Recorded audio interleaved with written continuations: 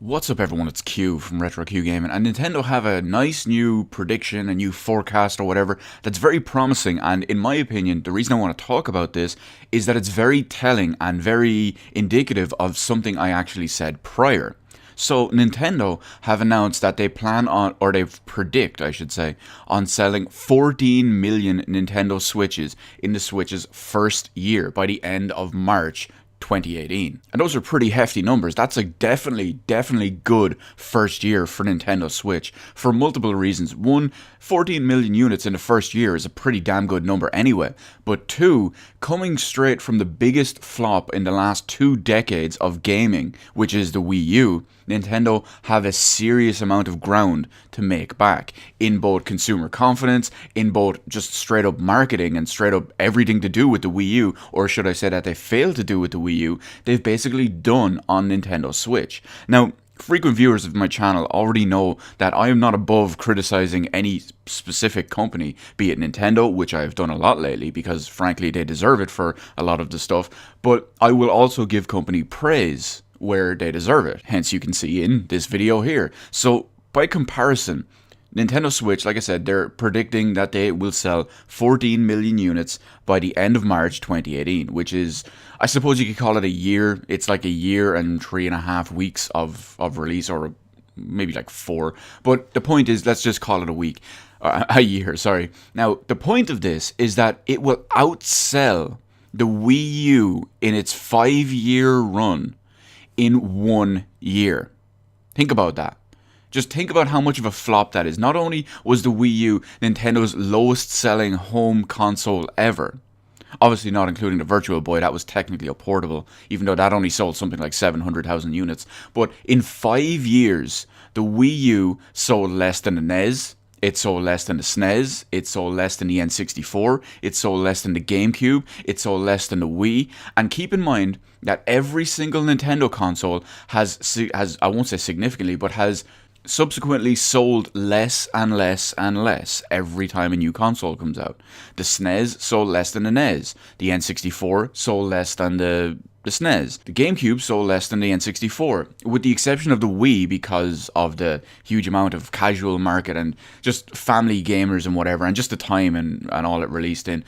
Or if you exclude the Wii, then you look at the Wii U, which again sold less than the GameCube. And Nintendo is finally, thankfully, looking to change that. Hell, they are going to change that. But let me just give you an extra bit in comparison. In the 5 years that the Wii U was on the market, from the end of 2012 it was November 2012, or December, depending on where you lived. But the point is, the end of November, or the end of 2012, until officially the start of March 2017, because that's when it was officially dead with basically nothing happening on it. That console sold 13.5 million units, 13.56 million units. And that is in what's basically 5 years.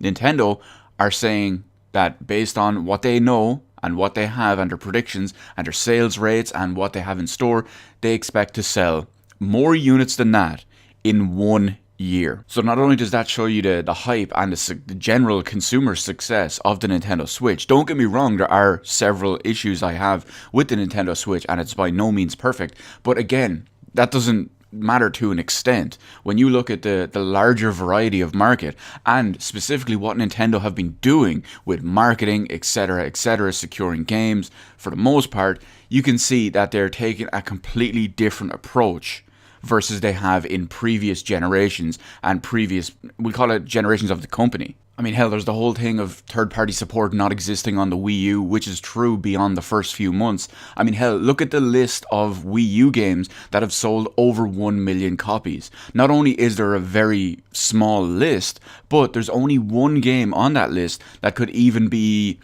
considered third party. It depends on how you want to look at it, because when you look at Hyrule Warriors, yes, it's a Zelda skin, it's not developed in-house by Nintendo, so you can take it for what it is, but to be honest, it's made by Koei Tecmo, and is it Team Ninja? Yeah, of Koei Tecmo. So the point is, it really is a third-party game. But this all leads back to the main reason I want to talk about this video, because it goes into something I've said previously several times, and it's a very unpopular opinion that a lot of people don't like. Now, I think one of the main reasons that the Switch is doing so well is Nintendo's leadership and Nintendo's business decisions and their business making with the new leadership they have involved. Now, here's where everyone is going to bang their keyboards at me for disrespecting this, that, and the other. Because, let's face it, Iwata was terrible for a lot of Nintendo. Sure, I'm not denying that he has done some amazing work and that he has been very influential in the history of Nintendo. But when it comes to the GameCube, the 3DS, the Wii, the Wii U, he was in significant positions of power to cause these problems. He has admitted personally causing these problems multiple different occasions on multiple different generations and multiple different consoles. Be it when he was at the top, like with the Wii U and the 3DS, which both, remember, had disastrous launches. Thankfully, the 3DS turned it around, the Wii U didn't. Or even if he wasn't on top, he was still in a significant position of power, a la the GameCube, where he could influence some of these decisions and some of the mistakes that were made. And lo and behold, as soon as he is gone from the company, it changes around completely. Now, I understand that many things, like, for example, the Switch's hardware and all that, would obviously be from Iwata's generation and Iwata's design. That would have been already set in stone. But a lot of the other business decisions that may have actually happened would have been Kimishima's doing, and the people under him that he has employed and that he has influenced and given reign to do what they've done. Securing, I won't say limited third-party support. It's not as wide and varied as every other platform, but yes, there is significantly more third-party support than the Wii U has, or even the GameCube to some extent. There's even reports of the GameCube not having dev kits to third-party developers 6 months after launch of the GameCube. Imagine that. Imagine Sony coming out with a console and saying, okay, we're coming out with a console on the 1st of January 2018. It's now the 1st of January 2017. We have no dev kits for any of you external developers.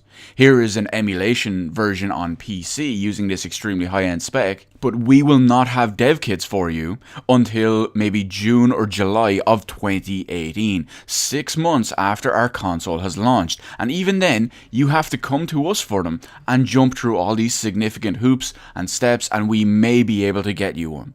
And that's just the reports from the GameCube era. But again, Iwata was in a significant position of power at the time to be involved in this. The blame doesn't completely rest on him, of course. You also had the head of Nintendo at the time, who was, well, basically the bigger issue. But my point is this, the fact that once the management has changed from some of the previous management that were making these bad business decisions, that were making these failed decisions, these failed consoles, these failed marketing schemes, strategies, whatever you want to call them, there's still people to this day that don't know what the Wii U is. Some of them think it's just an accessory to the Wii. Some of them think it's just a tablet controller for the Wii. Some of them don't even know Nintendo released another console until the Switch. And again, I just want to say it one more time because people will be misconstruing the point that I'm making. Yes, Iwata has had an amazing, significant time at Nintendo. I believe it was over 30 years he spent at Nintendo, and he has done some amazing things there. He went in as basically a programmer or an intern, whatever it was. He helped program Balloon Fight. He went from a programmer to the CEO of one of the biggest gaming companies in the world. He was involved with many of their positive decisions and positive games throughout that period. But having said all that, you cannot deny he was behind, he was the person in charge for many of the serious failings of Nintendo. And once again, once he left the company and was replaced, the new president, Kimishima, he set out on a completely different path. He secured proper marketing. People know what the Switch is. People know what the Switch can do. And people know that Nintendo make a new console, a new Switch, a new handheld, whatever you want to call it. Although the Switch is technically a home console. Because Nintendo have said it themselves. Yes, it is a hybrid, but it is the successor to their home console as the Wii U. It is their next 9th generation home console. Nintendo's own words. But anyway, that's the point I wanted to make in this video, that I am happy to see the change of direction that the management of Nintendo is actually taking. I've wanted it for years, I've said it for years, and now that it's actually happened, we can see we are reaping the benefits And while I don't think Nintendo can get back to the number one giant that they used to be, I think they can now, well, it's already established that they're now no longer a joke like they were in the Wii U era,